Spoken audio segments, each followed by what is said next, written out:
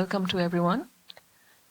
Today we have a very interesting session on humility and knowledge.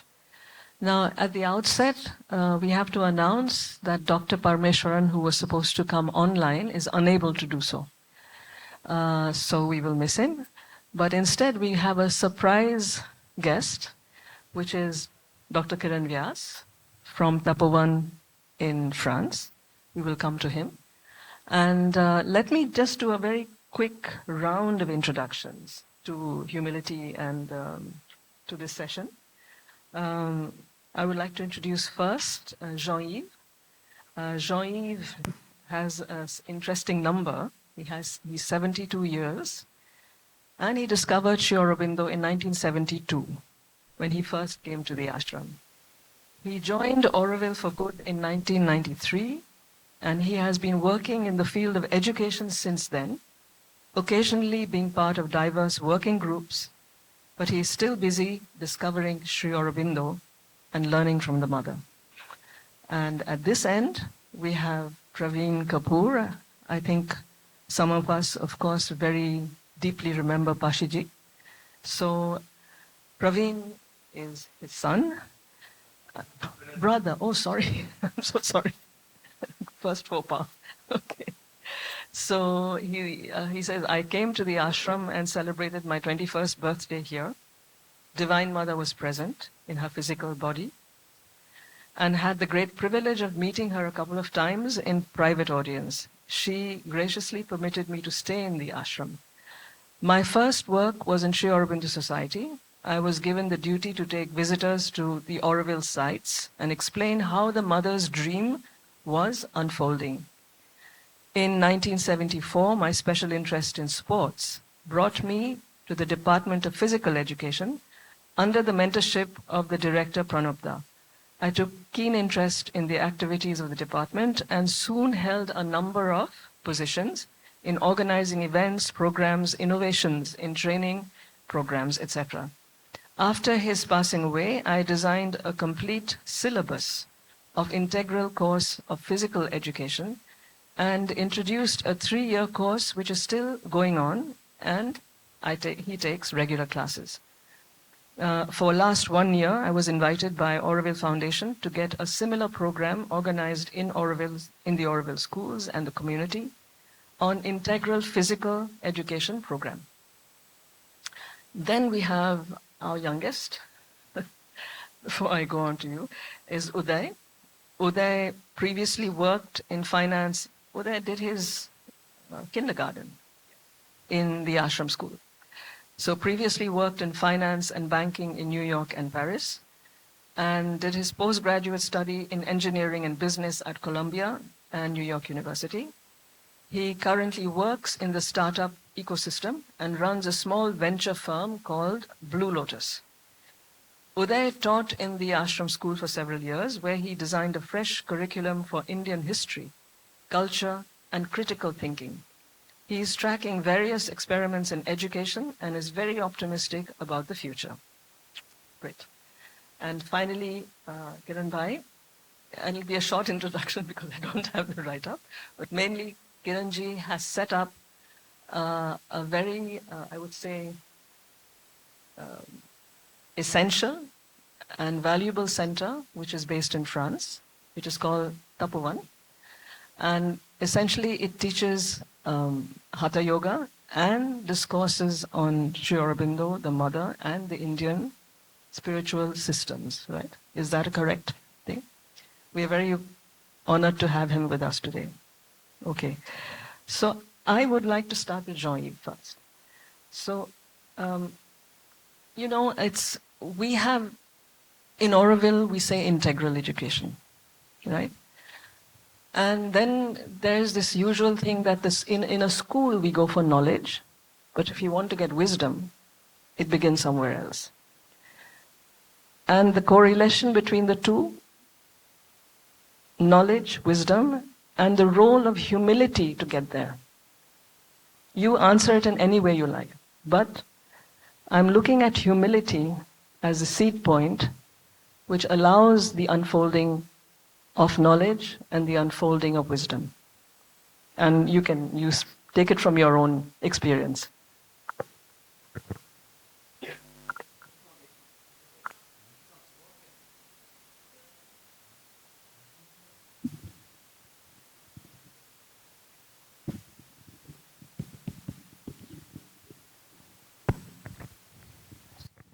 I think in the domain of knowledge, Socrates is very well known.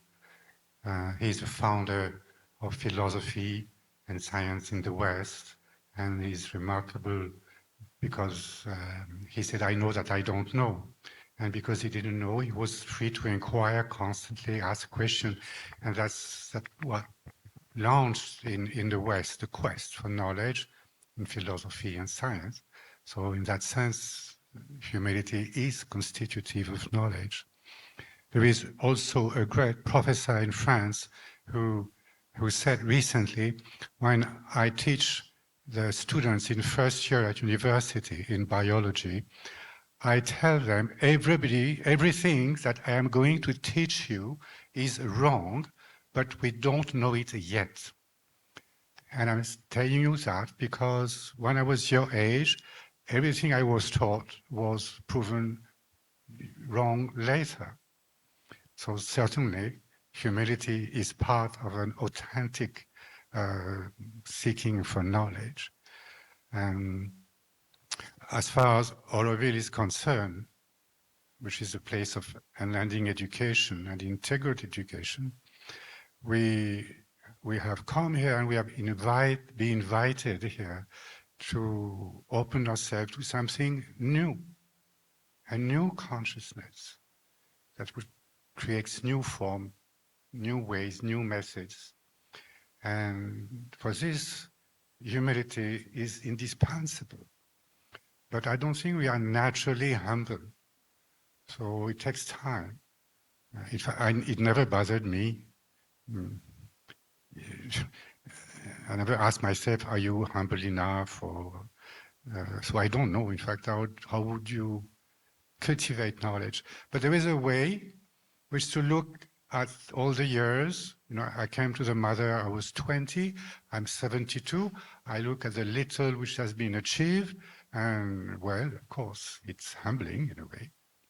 Or collectively, we can look at Oroville, 50 years of unending education, constant progress, etc.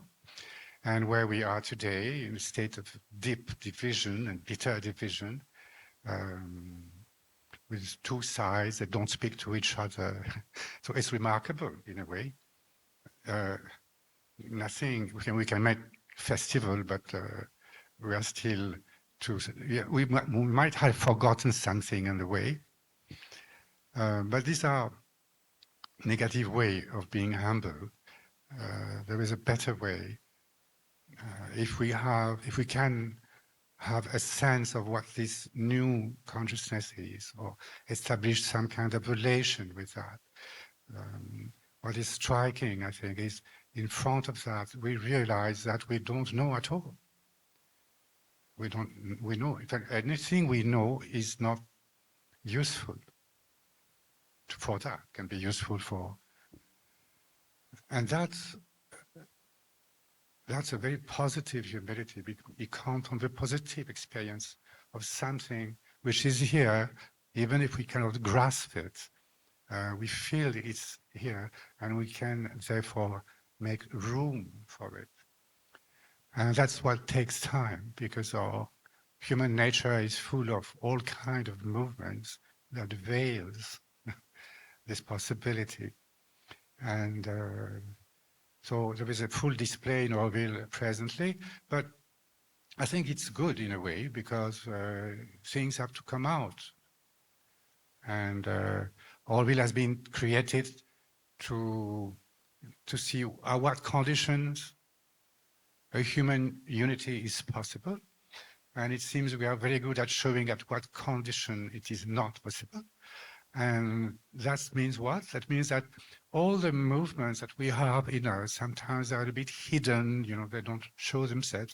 Suddenly they pop up, they manifest themselves, and they manifest themselves so that we can offer them and work on them.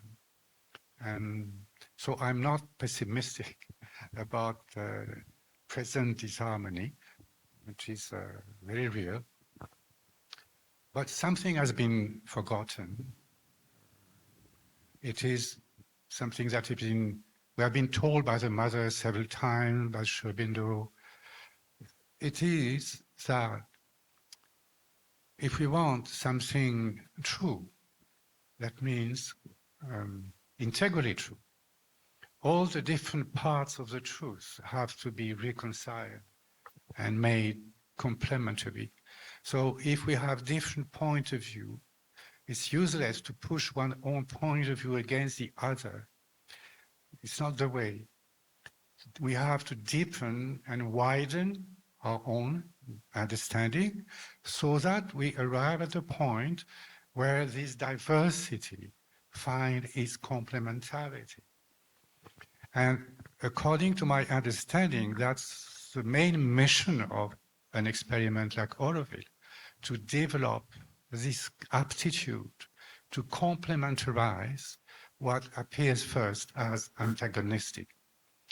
And necessarily, for an experience like this, you have a multiplicity of angle and perspective coming, and the first way of meeting each other is through contradiction, antagonism, opposition. And it's a very slow process of discovering the complementarity. But up to now, I've been 30 years in Oroville, we had several crises. It has never been the path we have chosen. It has always been point of view clashing, and finally with one who wins over another, and that's it. And that means we have not yet started to do what we have come to do. Yeah, thank you. I'll come back to you again with the next round. Praveen, let me come to you next. Because that was the knowledge, that is, because he is in the school, we're starting with that. Now, your field has been physical education. Now, in the physical, for that knowledge, to know what one has to do, how the body has to move, how it has to surpass itself, what is the role of humility in that? And then I'll come to the next. Yeah. So I'll just go back in time a little. When I came to ashram, I was not an intellectual. I was also a very strong atheist.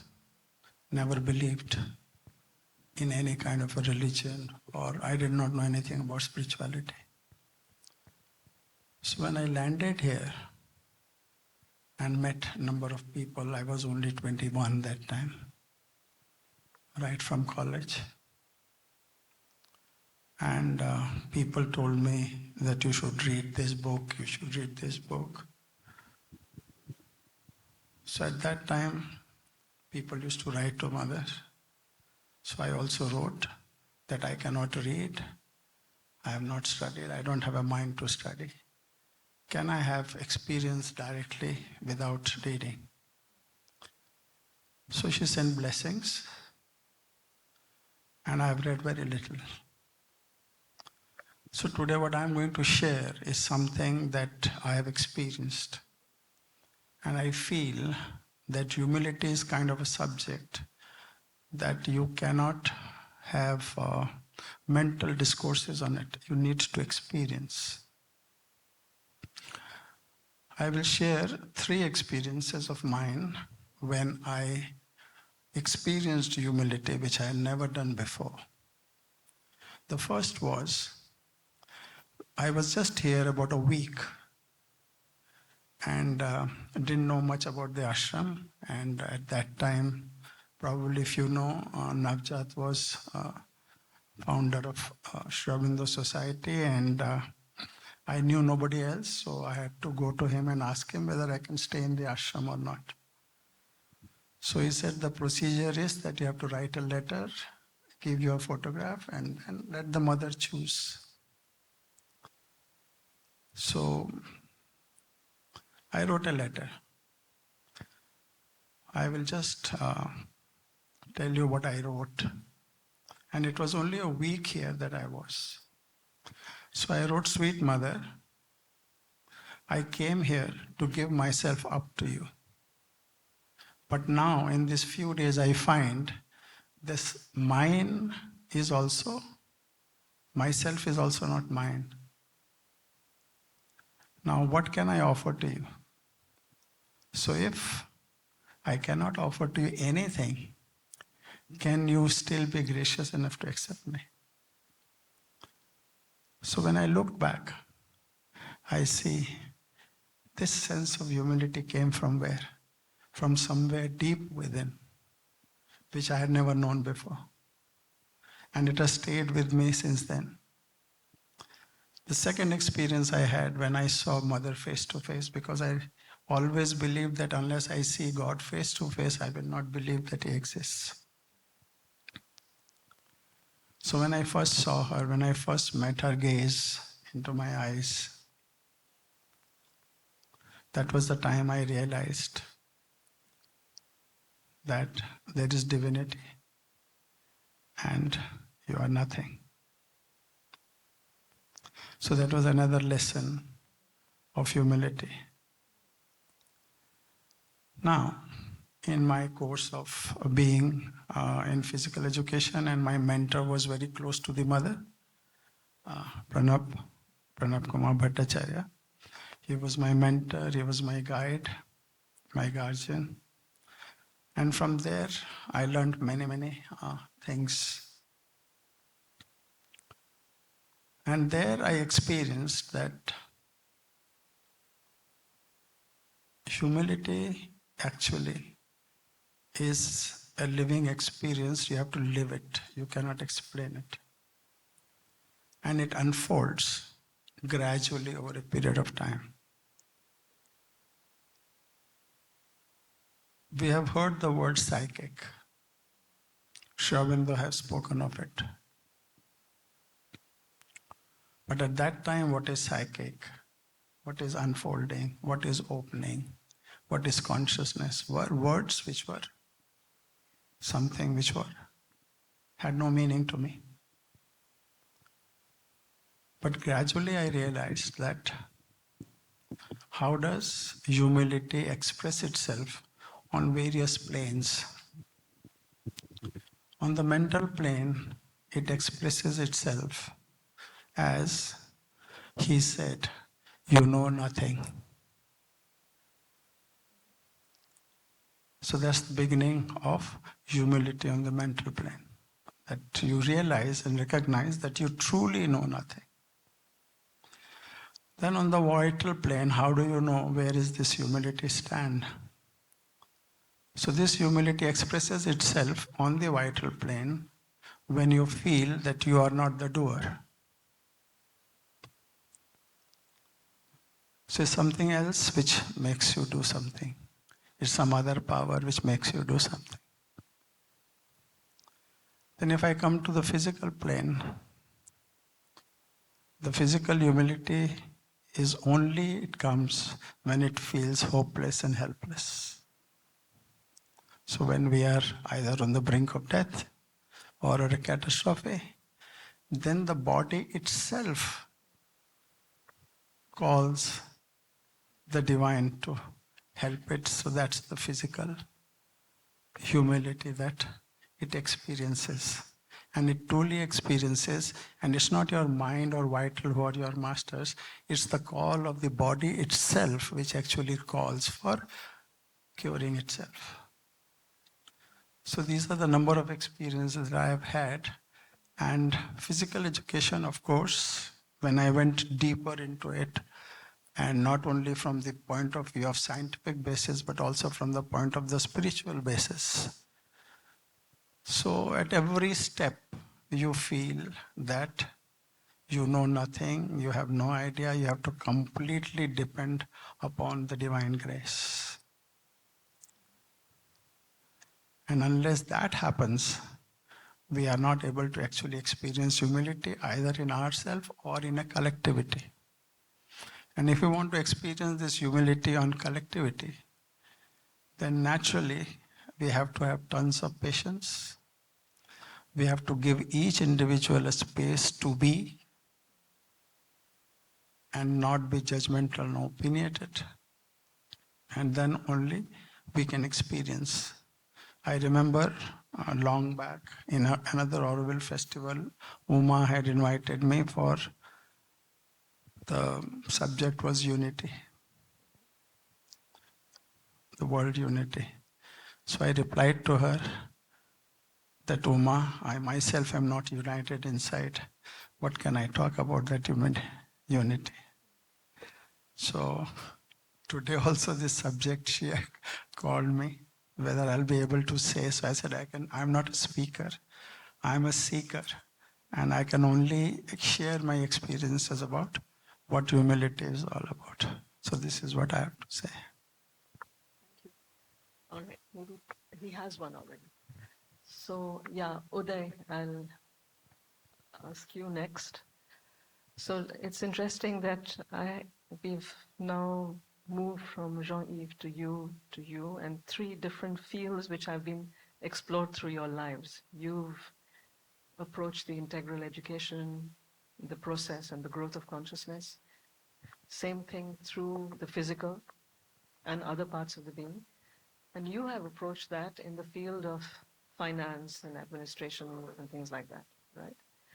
Now, in the course of your work in your field, what is your encounter, if at all that is comes, and how does it help or, the process of your work and your process of knowledge into that domain that you are in, yeah? How does that happen? Okay, so first I want to thank JeanYves for very wonderful insights, and Praveen Bhai also. And thank you, of course, for having a young person like me over here. I also want to acknowledge that this is a hard subject to be speaking about, to even be on a stage and say something about humility and knowledge is actually it's a tall ask. When I was preparing for this, I thought, well, actually, one of the images that first came to my mind was a sketch. It was a sketch in black and white. I had used it many years ago in a history class, and it was a sketch of a student. It was a black and white sketch in outline form of a student prostrating before his teacher. And the context for this is we were discussing many different kingdoms, a long, long time ago in India. And one of the unifying themes was this knowledge tradition in India, and exemplified perhaps best by this very beautiful image of utter submission to one who knows. And to me, it's one of the signatures of Dharma. One could even make the case that it's a strong signature.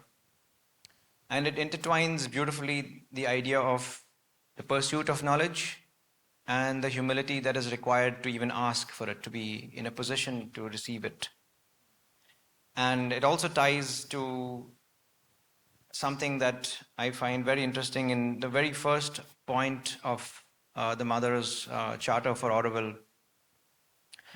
She says, to live here, one must be a willing servitor of the divine consciousness.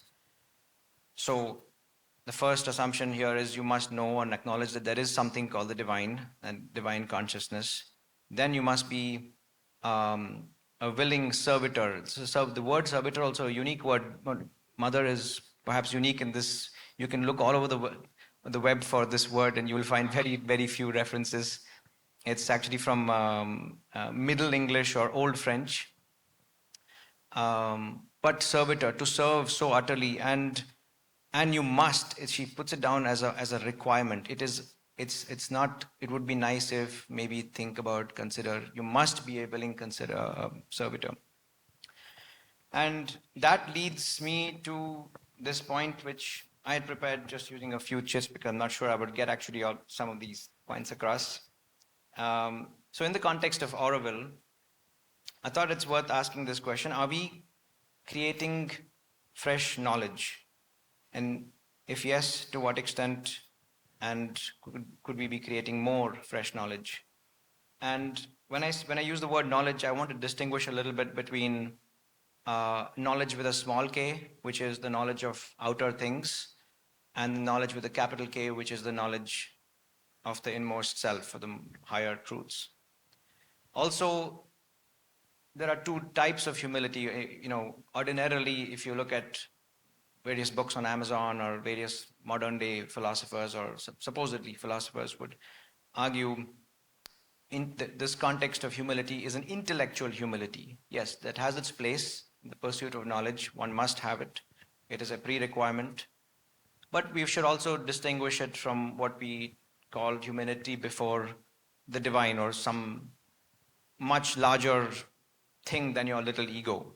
So there are two different types of humility. And I want to ask this question about this creating of fresh knowledge in the context of Orwell, because this clinging that we typically do at a societal level to things of the past, trumpeting our own achievements from thousands of years ago, it has its space, but that is not going to create the fresh renaissance of India, which is still to be born. We have so much work to do, tremendous amount of work to do. And having lived in the West for a number of years, one thing that comes out clear and obvious is that the West is significantly superior to us in its creation of outer forms of knowledge, far ahead.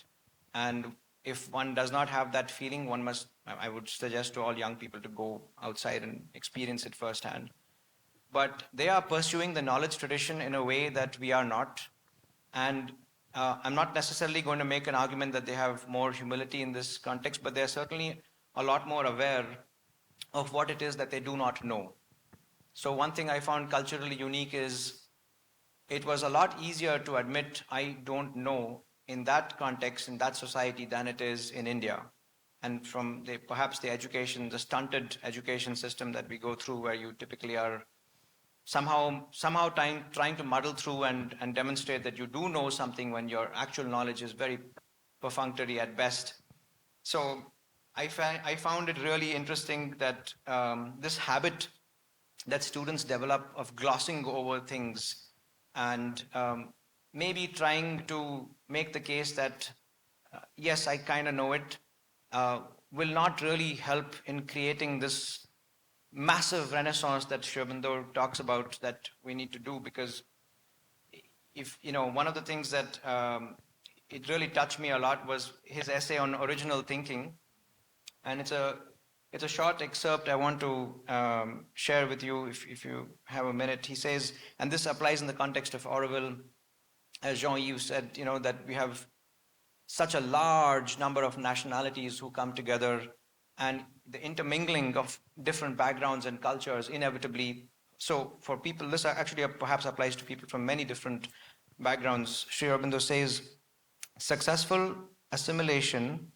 depends on mastery, but we have not mastered European conditions and knowledge. Rather, we have been seized, subjected, and enslaved by them.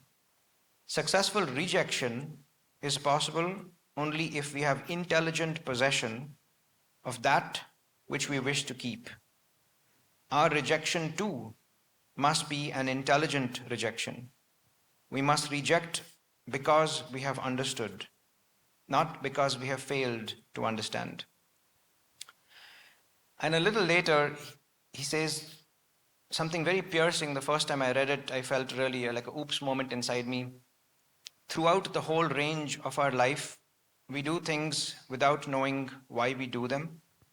We believe things without knowing why we believe them. We assert things without knowing what right we have to assert them. So in Orwell, and this is something that I've felt many times when I keep coming back, and it's such a wonderful, wonderful place, magical place.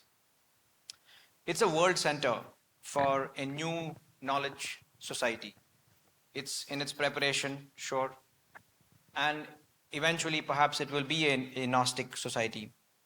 But if you think about all that goes in to create a knowledge society, there are many, many, many habits of our sanskaras, or some things that we have simply inherited through time that we have not questioned enough. And in this essay on original thinking, he makes several very strong uh, articulations for why we have to begin to think afresh from first principles across domains, across different pursuits. And I'm optimistic, of course, I remain super optimistic that Auroville will get there and the Aurovillian example will shine across to the world. But in conclusion, I would just perhaps like to end with just a couple of things from the mother, which why not end? It's like we're in a small group here, so it would be lovely to just read something together from the mother. She says, somebody asked, what does it mean to be humble? Because this question was asked in many different contexts to the mother. She says, to be humble means for the mind, the vital, and the body never to forget that without the divine, they know nothing, are nothing, and can do nothing. Without the divine, they are nothing but ignorance, chaos, and impotence. In a separate letter, she wrote, do not think yourself big or small, very important or very unimportant, for we are nothing in ourselves. We must only live to become what the divine wills of us. But simultaneously with this quote, I also wanted to put the other contrasting image which Sri Aurobindo gives to us. There's a small section in the Ishavasya Upanishad where there's a conversation with a student and a guru. And so there's a small line over there. He says, it is you who have set the stars in their places. And it's a beautiful line. It gives a sense of who we really are. Because here the mother says we are nothing, but it should not go to the extreme that, we're absolutely grovel, we're just sand and dirt. We're not. We're also that which has put the stars in their places. And that's such an inspiring thing to think of that's within ourselves. And I'll finally end with a short prayer from the mother. This is from January 3rd, 1914.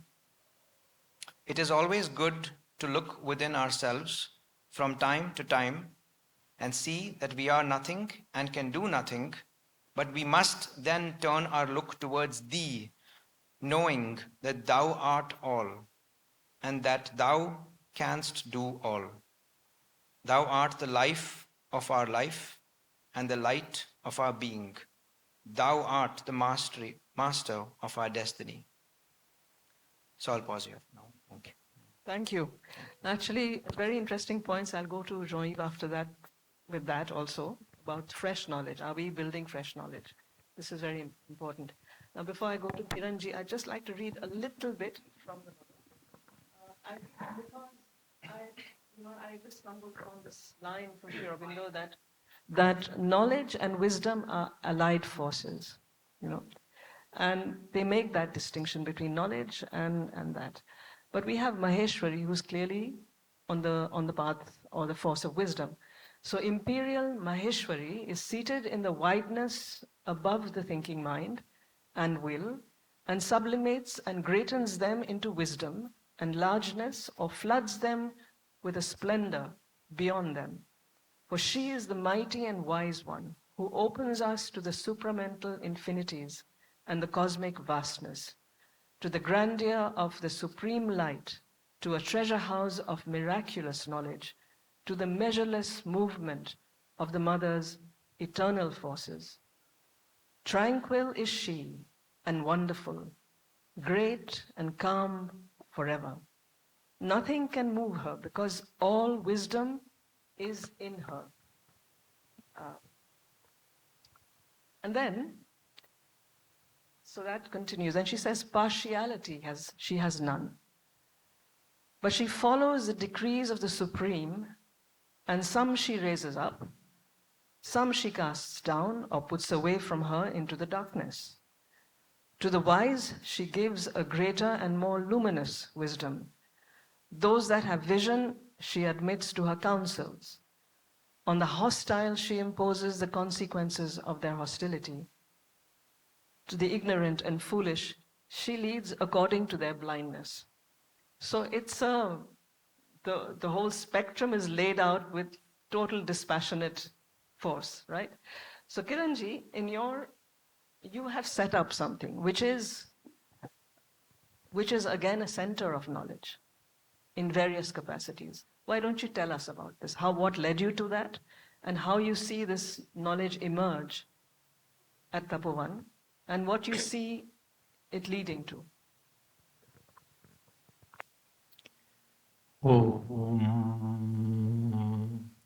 Om Anandamai Chaitanyamai Satyamai Parame.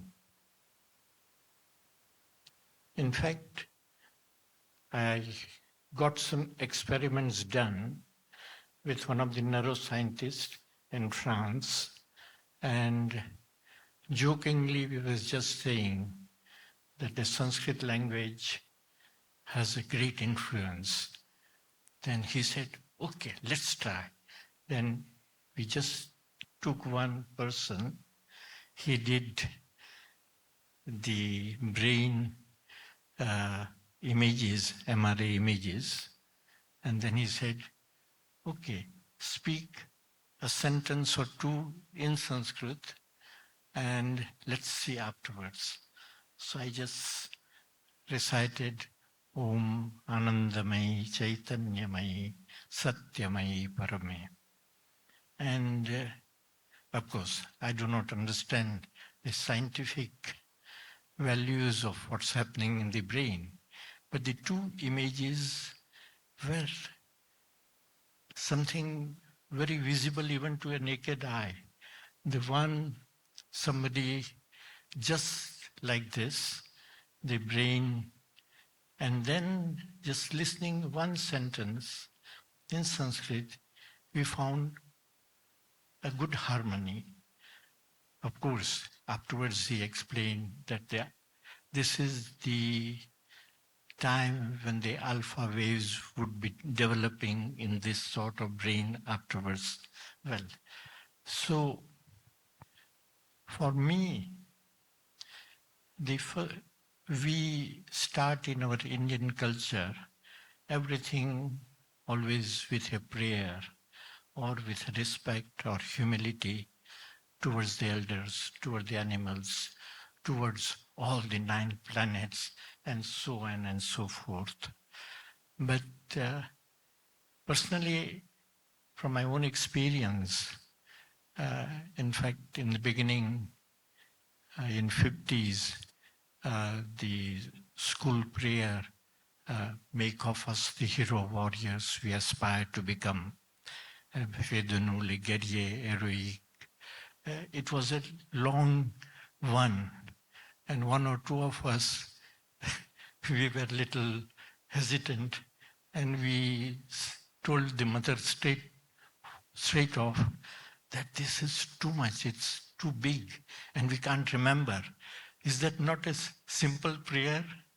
And at the same time, with Nalini Da, of course all of you know him, we had some other classes in where he took up from the Upanishad something and said that all what you are learning in the schools or in your life, that is avidya, that's no knowledge, or in your words, small k. Okay, I liked it because up till now it was called nothing. But the K, capital, real knowledge, real vidya, it will come from something else. And the mother gave us the prayer, very easy prayer. She wrote down, then she looked at us. She was happy by herself. And she said, sans le divin, La vie est une illusion douloureuse. Avec lui, tout est félicité. Without the divine, the life is a miserable illusion. We can translate like that. But with him, everything is felicity, everything is joy. So, in fact, then all of a sudden I just thought the humility with, first we had thought that she would scold us, why don't you want to learn the prayer? But then she could come down to our level. And then very often we used to just to tease the mother and even have the contradiction with Sri Aurobindo. Time to time, I would go find out some words, some sentences of Sri Aurobindo, and I would put to her, saying that, the mother, what do you think about this? I wanted her to contradict Sri Aurobindo, and to my utter surprise, she was so humble, and in a very sweet manner, she just said that what is said is all right. And that humility part came out in a magnificent way. And of course, her devotion towards Sri Aurobindo, it was beyond imagination. You can't means what really speaking, she was equal of what Sri Aurobindo himself said, and all the four aspects of the mother she was incarnating. But each time when she spoke about Sri Aurobindo, it was as if she really became a disciple. And I myself felt a little odd that why is she about Sri Aurobindo so humble? And then naturally, the other images which come to our mind, for example, in the beginning of the Sri Aurobindo ashram life, the next year in 2026 we'll be finishing 100 years. But before 26, there were a few sadhaks, and Sri Aurobindo would take his bath after the other people. And unfortunately, there was only one towel, and all the others had wiped themselves. And then came the turn of Sri Aurobindo, 9th or 10th. What he would do, he would just dip that in water, squeezed it out the water, and then with that sort of towel, when he would wipe his body, the divine body, I just can't even imagine. But what sort of real humility he needs to become so humble.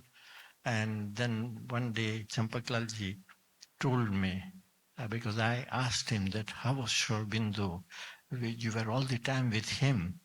Then smilingly he told me, oh, one day he was extremely happy with me because it was very warm, very hot, and he was perspiring.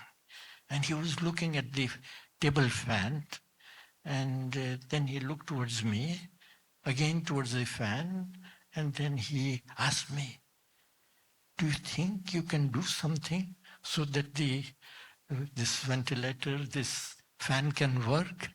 And when Champaklalji just switched on, he was so amazed, so happy, and with that sort of humility, with sort of childish joy, he just said, oh, you are amazing.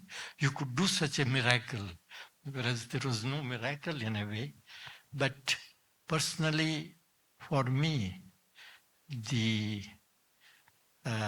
real ideals of the real knowledge with the K capital would come through sincerity, through humility.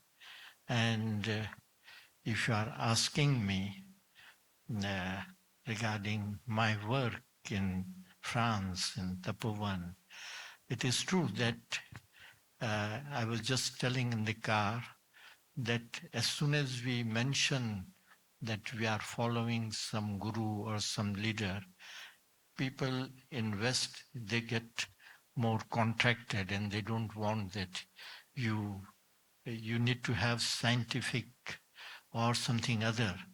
So, and I remember in the beginning, there was once I was invited for innovations in education, and all the scholars from all over the world, they had been speaking, and I saw that because I was coming from so-called the third world country, with the among themselves they even told each other, it is the fourth world country.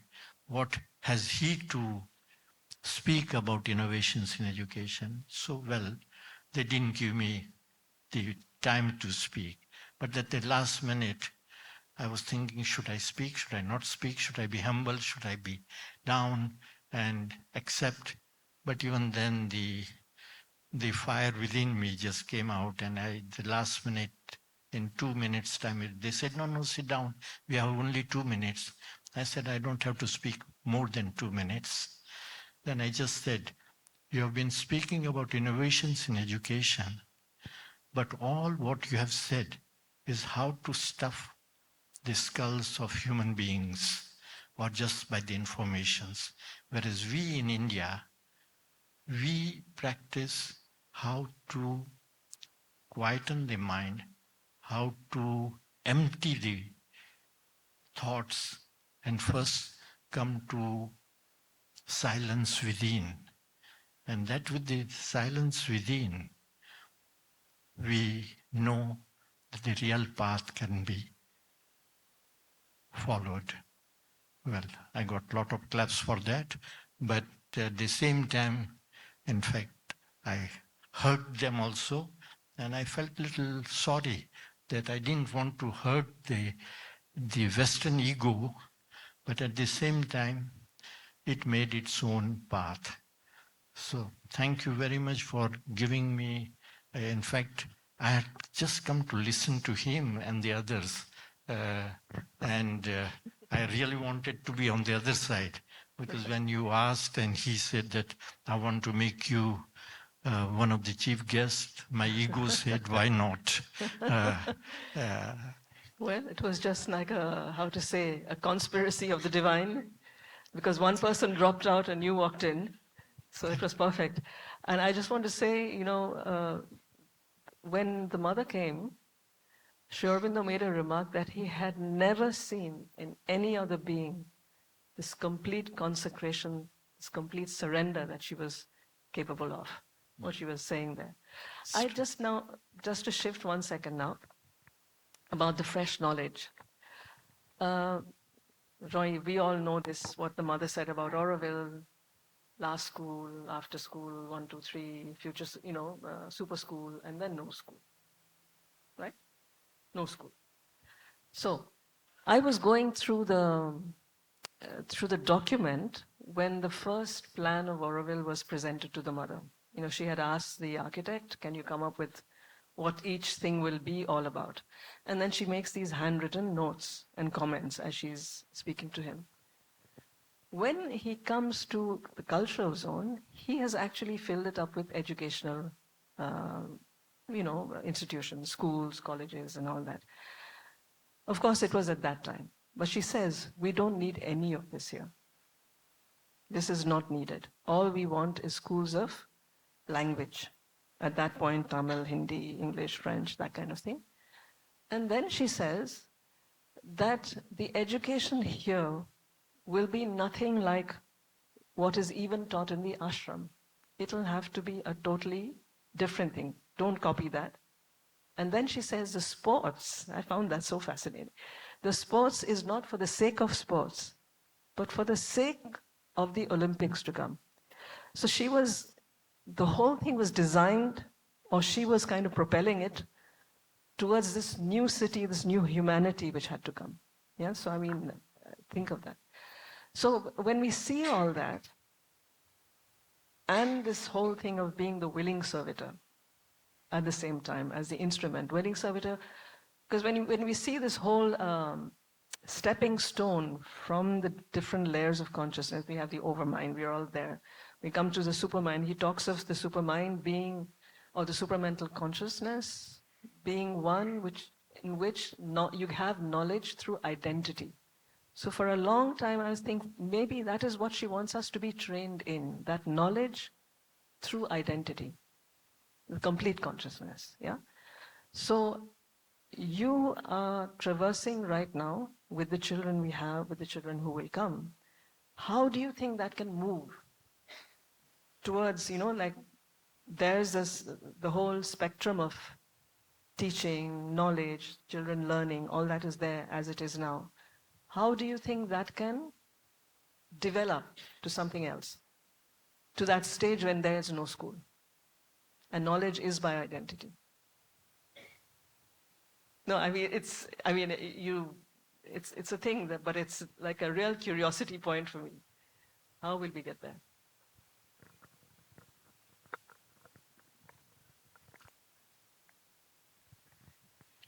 I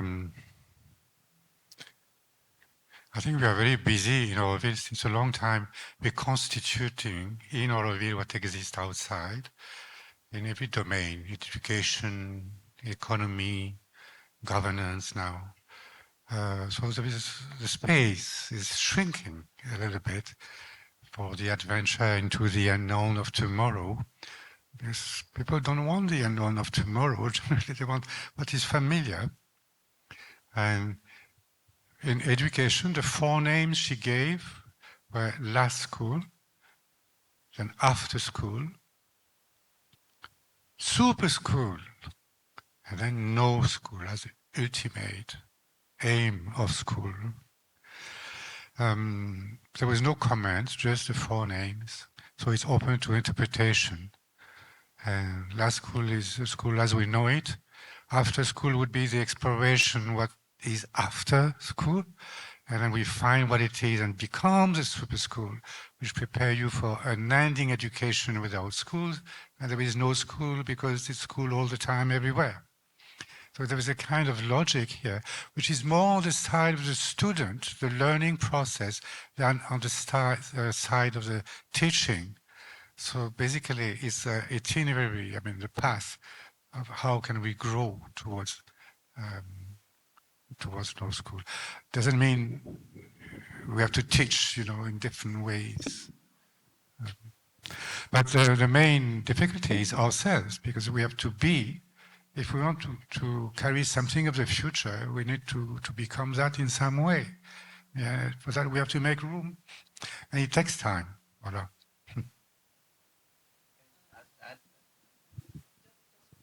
Can I come back to just 1 second?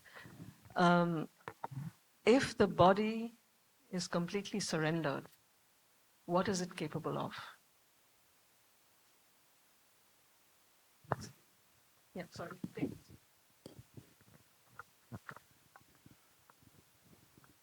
Once it is surrendered, it is capable of immense possibilities. Number 1, that it will be not disturbed by any kind of a disharmony in the being. Because many ailments in the body, human body, are because of the internal disharmony in the being. And when you are united with your psychic, which is actually the divine presence in us, it will ensure that we have a complete harmony within us, so that will secure us longevity, that will secure us free from diseases, and that will also secure us what is the body's mission in the present life that has been given to you. So for example, the physical education program that was started in the ashram was basically on the principles of transformation of the body. So for the sadhaks, it was a way of life. But because student community also was there, so for them, there was a smaller role, health and fitness. So the sadhaks were supposed to actually practice this surrender of their inner self and come in contact with the psychic so that that can take control of the body. Because a number of times she has said that mind and vital are the bad masters. And if we want to counteract their influence, we must be in contact with the psychic, and that is the first step. And once we do that, then the whole process becomes so much more easier. Yeah.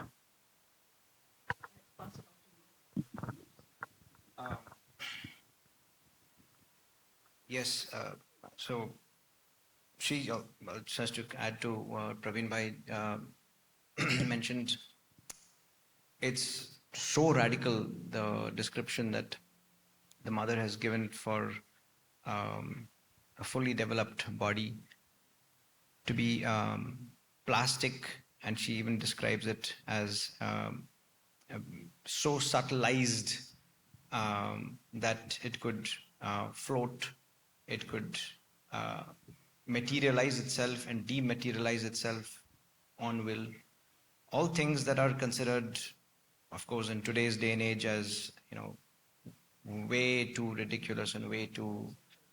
This is concretely written by the mother as an actual possibility meant to be worked towards. It's really revolutionary. I mean, she's, and to the previous point, I want to just add a small thing that I found out last year, no, 2 years ago. There's a school in Lucknow. It's the Jaipuria school. They're doing some wonderful work, trying to bring in mothers' ideas of education into concrete reality. One of the things they do between their periods is they insist upon a minute of silence before the class begins. Simple things, it's not magic. Students are very happy, and it's not easy sometimes to get them habituated to it, especially new students, but once they are into the habit, it has worked remarkably well for them. But the second thing, which is the eventual working towards project, again guided by the mother, for developing the intuition, which you had alluded to, in all contexts, she has suggested this practice of the students over and over again, instead of trying to, as they say, there's this English phrase, break your head. Instead of breaking our heads mentally and straining and somehow trying to squeeze the last few drops of juice out, to invert in the mother's context and to allow the silence to reveal the answer. Almost feels like a magic show, but that school is in a limited way trying to get students, even in context of math, for example, to practice silence when you are faced with great difficulty, not to stare at it, continue. So many subjects, this idea of That's the teacher I needed for maths. Okay. Okay. All right. I think, Lakshay, how we are, I think the time is sort of over. Q&A. Yeah. Yeah. So I think we've had, just a second. We've had a very rich discussion. So please, I'm opening it out now to the, okay. Okay, yeah, sure. Somebody.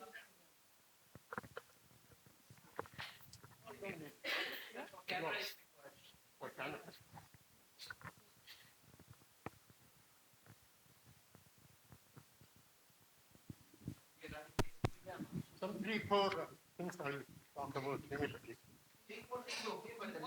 Okay, not. If they like. It is said that the humility is the foundation of all virtues. Now, day before yesterday, we talked about humility and harmony. So when it is the foundation of all virtues, so where humility is there is strength, there is perfection, there is harmony, there is anything that we can do. So without humility, everything is of no utility. So humility is there, everything is there. Yes. Second, that I would like to quote. You have to use like this. I would like to quote Albert Einstein. Albert Einstein once said, the more I am into the physics, the more I am drawn to metaphysics. He said, ego is equal to one by knowledge. Humility, which is opposite of ego, so one by humility is one by knowledge. That means the humility is the knowledge. So where there is humility, knowledge is the natural manifestation, natural outcome. So two examples of... Sir, please. I want to, Kiran's bhai is very rare presence in our world. I want to ask him one last question. If you have some question, please. No, just two examples of outstanding examples of humility. Two outstanding. One is a mother. Mother's statement on Aurobindo, Sri Aurobindo, that without him I don't exist, is a great example of humility. What you are saying is not contradicting. So these are the things which... Thank you, sir.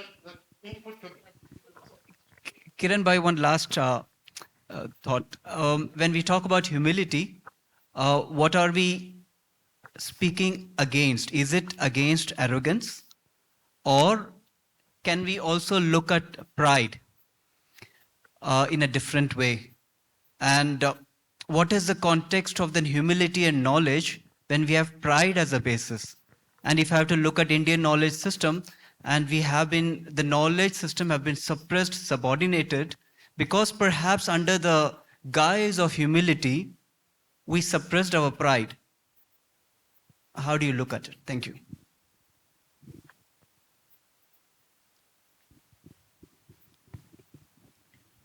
The pride, actually, what we are having at present about our Indian scriptures, Indian knowledge, is a positive thing, certainly. But at the same time, each one of us is not really possessing or really having that energy of that knowledge. Then that would mean that the pride is without support from behind. We need to have, what is my feeling, is really the strength of the psychic being behind. Then only it becomes something valid. For example, about last school, no school, these things, I met Illich in one of the world congresses there in Sorbonne. And of course, he was much applauded, and people liked his idea that there should not be any schools. That was his. But at the same time, my personal feeling that day was that mentally his ideas are good, but something is lacking behind. And that lacking point is the spiritual knowledge, what I would put it, and big words like that. And if there is a real spiritual knowledge, then there is no need of pride or egoism. So naturally, we need to go beyond our ego, that is the first thing. And then we need to have people of knowledge, people who can, what I felt, for example, Champaklalji, Dadaji, he was not speaking, but he was just present. And people felt the knowledge part of it. In fact, we all say that we got this Eastern, I don't know, I have 2 minutes to share this. In 85, I was telling him that here is this place, that is place. And then I had told him about the wall of Berlin Wall and the East and the West, two zones and these things. Of course, Dadaji, as he was very near Shrabindo, the mother, he didn't have much time to know the so-called outer knowledge, you know. So he was like a child. He was asking me the stories of the World War, stories of history, and we were chatting a lot with him. So one day he, as I had told him, then he said, I would like to go to Berlin and see that wall. But then I had to tell him that we are here in Paris, Berlin is far off. He didn't tell me anything. Very like a small boy, he kept quiet. But next morning, again at the breakfast, so did you think that we could go to Berlin? I was still a little bit, but then all of it, then I said, but to go to Berlin, in your passport, you need to have the visa for Germany. In those days, there was no Schengen visas. And, but then it struck my mind that if Dadaji wants to go to Berlin, something has to be done. And all of a sudden, one of my students, she was, from her accent, I understood that she's German. So I just asked her, is there any possibility with an Indian passport to get the German visa very fast? And then she said, well, what is it exactly? Explain it to me. And I explained that Dadaji Champaklaji wants to go to Berlin and we need visa for him. Then she just smiled. She said, I am the first secretary to the ambassador of Germany to France. So you just give me his passport and I'll go and get his visa this afternoon. This can't be imagined, you know. Then I cut this story short. He was in Berlin, and there were so many, the Western side, the military people, like that Mitrayat means. Then he started walking with his soft legs, and we were all afraid that they might just shoot him down. But nothing happened. He went, he touched the wall, he looked at everybody and came down slowly, almost like an angel. That was in 1985. You know, 4 years before. Then in 87, I was prepared that he might ask for the Berlin. So at that time, Mohan Bhai was to accompany him. So I had rang up, please get the German visa before you come down to France. So he had the visa. Next time he went, we took him. In 87, he even walked down till the east part of Germany. And that was, all our hearts had stopped, you know, that at what moment he could be just shot down. But naturally he came back, and we know in 89, the whole, this empire, the Russian Empire, just without any bloodshed in a way, it just came down. So such miracles, according to me, are happening only through the divine grace in a way. Of course, we always say that the divine grace came to me.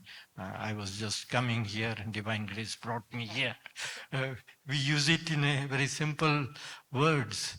But the true divine grace has to be prepared. And that, for example, I learned even when Sri Aurobindo was in Baroda, you know. In the beginning, he didn't have that beautiful Baroda house, what we go and he was given in a very rotten house without any food, without anything, and he was really suffering there in the beginning in his stay in Baroda.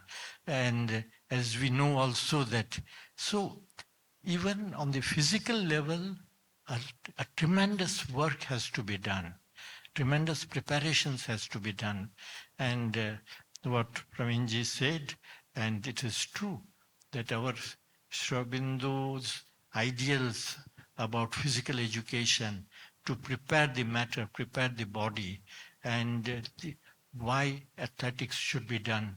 In fact, we are just talking about that 1 minute silence. The mother told us, that before you take up the high jump, just stand still and just concentrate for a while in a thoughtlessness before jumping, before taking the first. And then I see it even now for the Olympics. You know, even on the TV, we can see each athlete is just stopping still for a few seconds, and then only he takes the leap. And very often I've seen that the athlete knows in that period of silence whether he's going to cross over or no. Similarly for the games and the collective games, what and how the vital education is related to that. I'm sorry, I'm speaking too much. Did you want a last word? Yes, No, for him. Quickly. I'm speaking for him. Very quickly, because I think they have So, the next thing to. Yeah, so to manage. my last word would be that in order to bring the kind of harmony that we are all talking about in Auroville or the world over is to find that element in us which unites everybody, which gives everyone the space to be, and then only we'll be able to Yeah. realize what she's asked from us. Yeah. Thank Yeah. you. Okay, thank you so much. It was such a rich. Thank you. It was a wonderfully rich session right now. And just as a final thing, that little booklet of Sri Aurobindo, which he wrote last, Supramental Manifestation on Earth, it was actually written in the context of the Journal for Physical Education. And that connection of matter and the spirit, that's so beautifully brought into. That is where we are. Okay, thank you, everybody. Thank you.